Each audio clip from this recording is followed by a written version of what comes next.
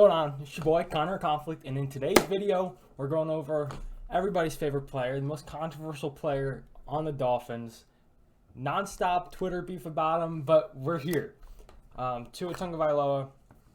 I think it's been known since the hiring of Coach McDaniel, but there's still been some controversy. But it's nice and comforting to know it's finally been put to bed. Tua is our unquestioned QB1.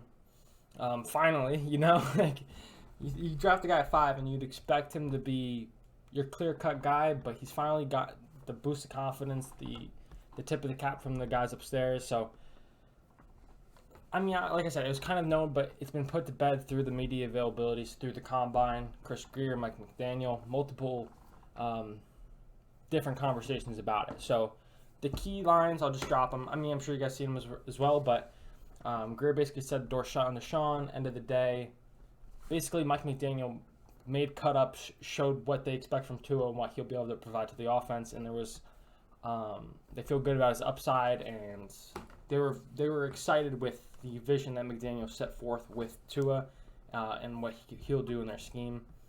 I mean,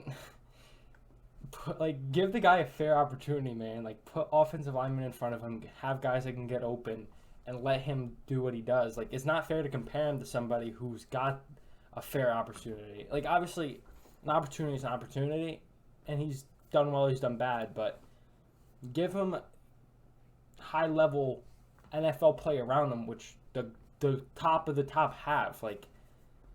It's just not fair to compare different situations, but I digress. So basically, yeah, they shut the door on Watson. Greer was excited about what McDaniel's plan for him is. And then on to McDaniel's part of it.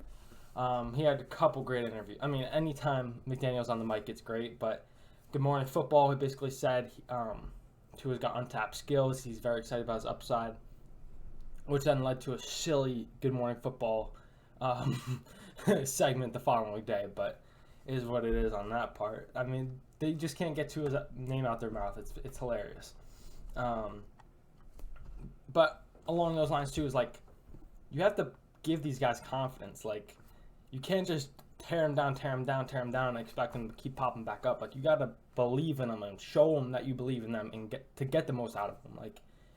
You're gonna work harder for someone who believes in you than someone who tries to shit on you. I feel like that's just basic human skills, but we continue. And then he went on the McAfee show, which, if you haven't watched that, click off this video right now and go watch it. It is the funniest shit you'll see. But basically, he talked about how accurate Tua is, which I think we all know. But a point that he made that I wasn't even fully sure of. But thinking back about it, there are some things where it shows out is even when it's not the perfect situation, not when the pocket's set and his feet are clean, he's accurate. Because there were some obvious lapses where he's rolling out and he misses some throws accuracy wise. But if you think about how often it happened and the platforms he's forced to throw off of, some of the RPOs that he did, where he's looking backside and he has to torque his body and throw it that way. I mean, he showed a lot of accuracy that, since it was a short throw and we're kind of just used to, and you kind of expect the QB to hit, but it's kind of something we take for granted from quarterbacks. But he was very accurate at a very high rate. Obviously, there were some lapses, but I mean, every quarterback has it. But overall, that's his key. His accuracy and his footwork are his bread and butter. That's the thing that I think can make him special in this league. I mean, his ability to step up in the pocket, it was multiple times a game. I was just wow.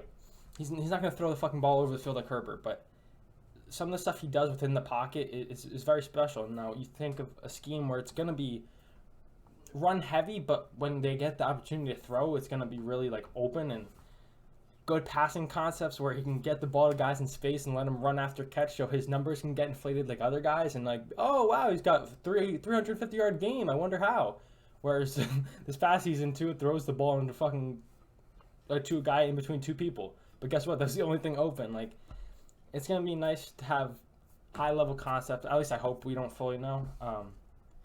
But this is what you need to do in a young quarterback. You invested a 5th overall pick in the guy. You gotta support the guy, regardless.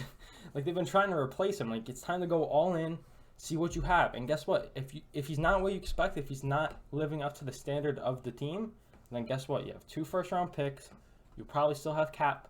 Like, you can get the guy, but to not give the guy that you drafted 5th overall the fair shot is just silly to me. So I'm happy to see that's what we're finally doing. I think Tua will do good. I mean, it's hard to put levels on expectations, but I think he'll play at a very high level. I mean, what kind of high level? I'm not sure, okay? But I'm excited for the season. I'm excited that we're finally committing to him. Whether it works out or not, I think that's how you have to go about building around a quarterback. Is you have to believe in him, you have to give him assets, and you have to give him a fair opportunity to show what he's got. That's what we're doing. Very happy about that. Tomorrow's video is going to be about what the Dolphins, I think, are going to do in free agency, which is spend a lot of money. But exciting times here in Miami land, and I appreciate you guys for watching. And until next time, I'll catch y'all.